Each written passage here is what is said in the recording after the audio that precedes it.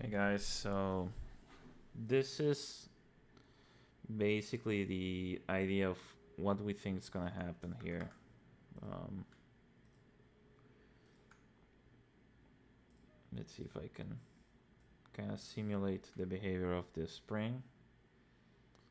So we're gonna be able to fully collapse it. This one is 6 millimeters. It's gonna tend to take this shape. We're gonna have to use the bushings to add some restrictions so it doesn't lose its positioning. But I don't know why it does that. As you can see, there's gonna be a little bit of conflict here between the distal tube and the button in the middle tube, and the button in the distal tube is also gonna be, it's gonna have a different shape, most likely. Of course, this is our initial recommendation, and then we're gonna send this to TravelJoy and they will figure it out. The reason why we're taking this time to do this is because basically we were looking at things that were sent to us by TravelJoy. Let me save this. Let's see. TravelJoy.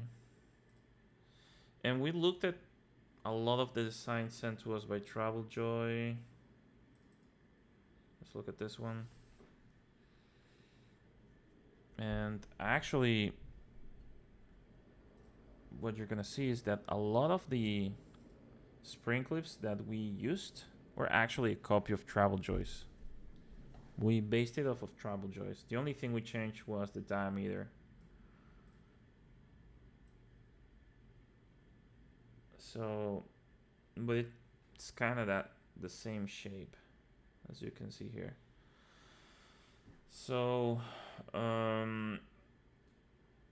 this one is really thick. It's 0.5 millimeters thick. That's basically what the current design that RJC prototype, we kind of based it off of TravelJoy's spring clips. So what we're doing is we're thinking of more realistic spring clip behavior and stuff like that. We're analyzing it a little further. We're gonna be recommending some spring clip geometry. It's not necessarily that TravelJoy has to do that. It's just a starting point.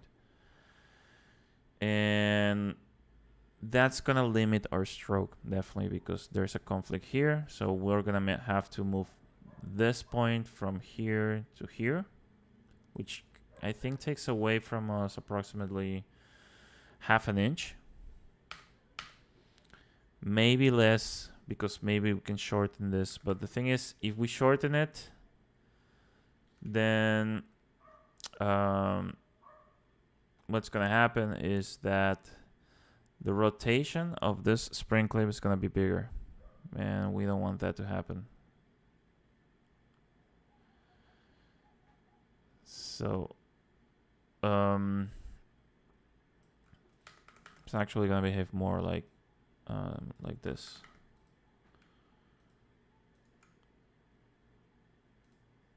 I don't know why it does this.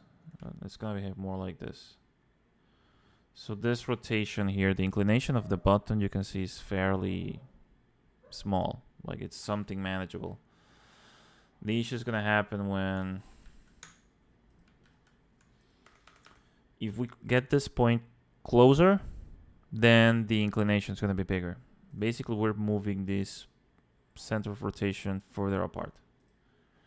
For the distal button, there is no problem because we have all the room in the world. This is the one that's a little bit complicated. Yeah, that's basically it. Let us know your thoughts.